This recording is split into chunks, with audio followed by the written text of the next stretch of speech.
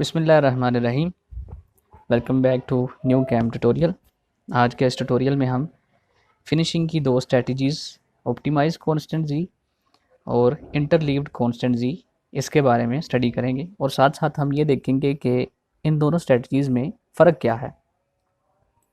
सबसे पहले आप एग्जांपल्स में camera.ttr इसको आप ओपन करेंगे, ब्लॉक कैलकुलेट करवाएंगे, एक्सेप्ट करेंगे। आपने ब्लॉक कैलकुलेट करवाया, एक्सेप्ट भी कर लिया। अब इसके बाद आप टूल पाथ के ऊपर राइट क्लिक करें, क्रिएट टूल पाथ। यहाँ पे फिनिशिंग में हमारे पास दो स्ट्रेटजीज़ हैं, ऑप्टिमाइज कॉन्स्टेंट जी और इंटरलीव्ड कॉन्स्टेंट जी।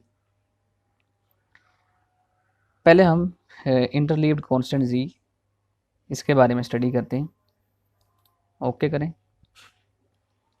हमारे पास इस मॉडल के अंदर या किसी भी मॉडल के अंदर दो एरियाज़ होते हैं, एक स्टीप एरिया और दूसरा शैलो एरिया।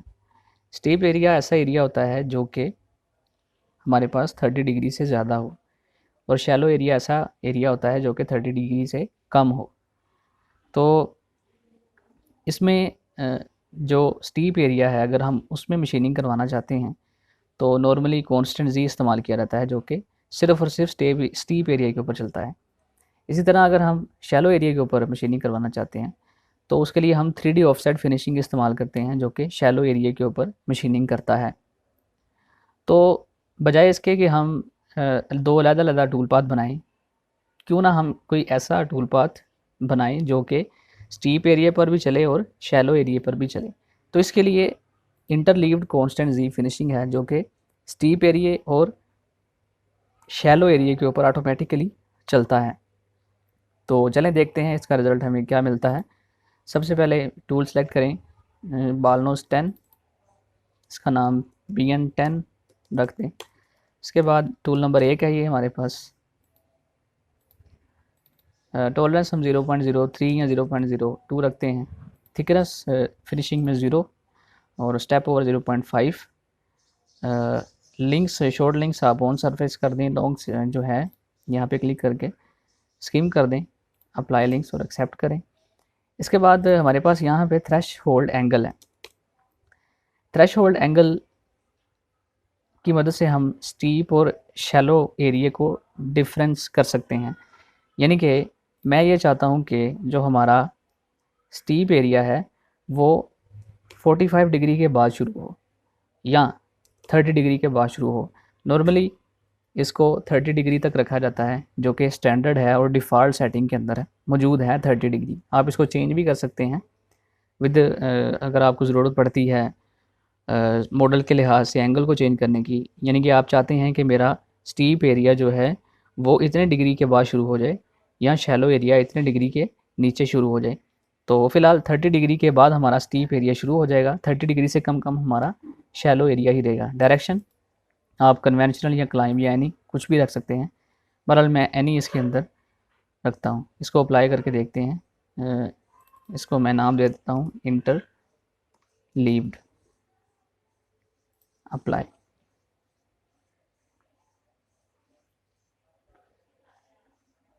ये हमारा स्टीप एरिया है।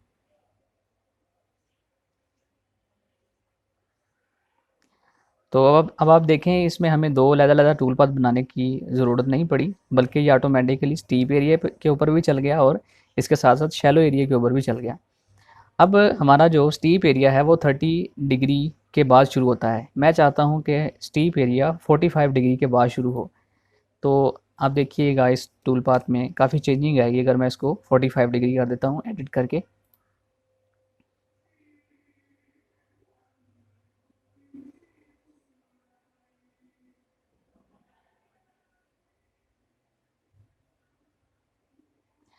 तो अब आप देखें हमारे टूल पाथ जो पहले यहाँ पर बन रहे थे, जो लाइन यहाँ पर बन रही थी वो शिफ्ट हो गए आगे आगे की तरफ चली गई, क्योंकि मैंने एंगल चेंज कर दिया जो स्टीप और शैलो एरिया का। इस तरह आप स्टीप और शैलो एरिया को कंट्रोल कर सकते हैं कि कहाँ से स्टार्ट हो और कहाँ से स्टार्ट ना हो।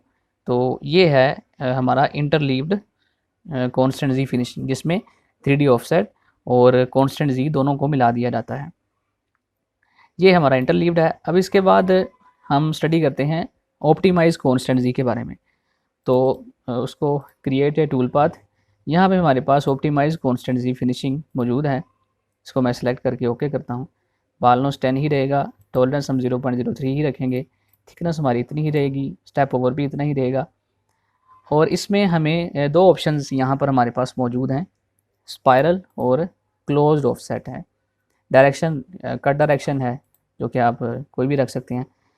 इसमें ऑप्टिमाइज्ड, इसमें आप देख सकते हैं कि इसमें हमारे पास वो ऑप्शन नहीं है कि जिसके अंदर हम स्टीप और शैलो एरिया को सेपरेट कर सकते हैं या उसके एंगल को कंट्रोल कर सकते हैं, क्योंकि ऑप्टिमाइज कॉन्स्टेंट जी ये भी टूल पाथ ऐसा ही है जो कि 3D ऑफसेट फिनिशिंग और कॉन्स्टेंट जी को इकट्ठा कर देता है, लेकिन इसमें ये स्टीप और शैलो को सेपरेट नहीं कर सकता।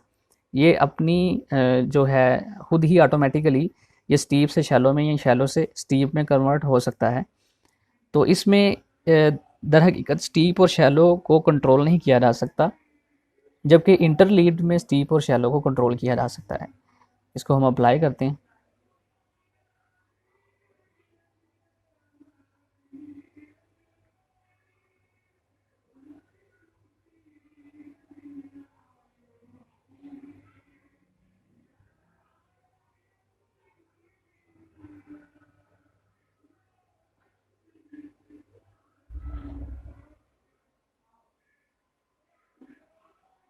इसमें देखिए इसने ऑटोमेटिकली जो हमारा शैलो का एंगल था वो 30 डिग्री ही रखा है।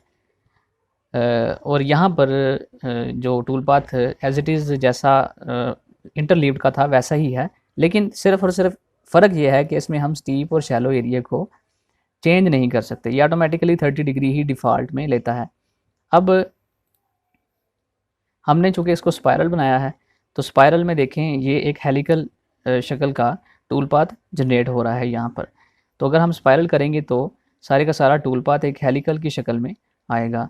और अगर हम इसको स्पायरल में नहीं करना चाहते तो आप इसको अनचेक कर दें और इसको अप्लाई करें।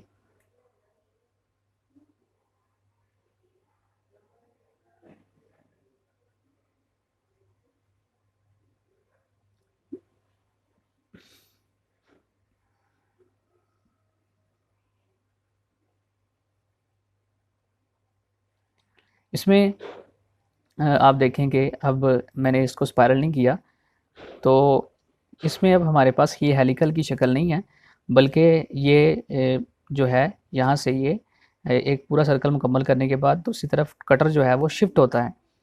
तो जब ये कटर शिफ्ट होता है तो यहाँ पर एक हल्की सी लाइन बन जाती है। इस लाइन से बचने के लिए हम स्पायरल इस्तेमाल करते हैं। आगे हमारे पास ऑप्शन है क्लोज्ड ऑफसेट की। अगर हम इसको चेक करते हैं और टूल पाथ को अप्लाई करते हैं तो इसमें हमें ऐसा मिलता है टूल पाथ के जितना हो सकता है क्लोज्ड ऑफसेट किसी भी हमारी ज्योमेट्री के इर्द गिर्द जितना ऑफसेट बन सकता है, तो इसमें ये कोशिश करता है कि ये वैसे ऑफसेट क्रिएट करने की कोशिश करे। क्लोज ऑफसेट का मकसद ज़्यादा से ज़्यादा ज्योमेट्री के अलॉन्ग ऑफसेट बनाना है। तो स्पाइरल भी आपने स्टडी कर लिया और क्लोज ऑफसेट। दूसरा हमारे पास ये ऑप्शन है सेपरेट शैलो स्टेप ओवर।